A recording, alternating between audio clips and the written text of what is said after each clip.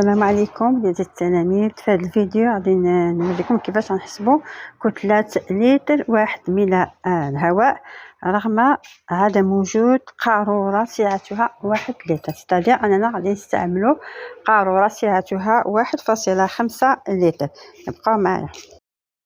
إذا أول تجربة غنبداو بها هي ناخذ كرة مملوءة بالهواء ثم نضعها في الميزان لنحسب كتلة الكرة. إذا كما ترون أمامكم الكتلة هي 501.7 غرام.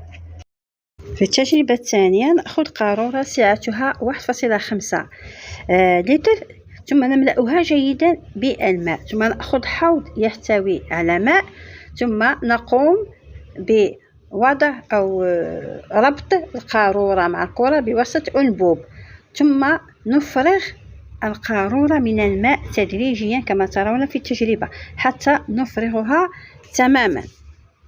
إذن بعد إفراغ القارورة من الماء نقوم بوضع الكرة في الميزان لقياس الكتلة المحصل عليها كما ترون في التجربة. إذن الكتلة أصبحت 499 غرام فاصلة 8.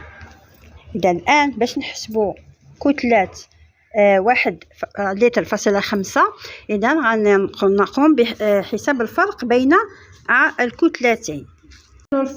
الفرق بين الكتلتين، إذا غادي نلقاو أن الكتلة ديال 1.5 لتر من الهواء إذا لقينا 1.9 غرام. إذا هذه كتلة 1.5 لتر من الماء من الهواء.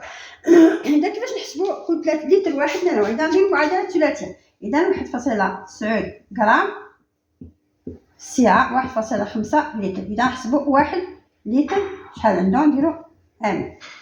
إذا ام واش كتبان؟ نعم كتبان ام تساوي 1.9 في 1 تقسيم 1.5. إذا كنلقاو تساوي 1.26 غرام. إذا نظرا لبعض الأخطاء في التجارب، إذا الكتلة كنديروها تساوي 1.3. هي اللي كنخدمو بها دائما في التمارين، كنخدمو باش إيفيتيو داك الفاصلة، كنخدمو دائما كتلة لتر من الهواء الظروف الاعتيادية بالطبع تساوي 1 غرام فاصلة 3.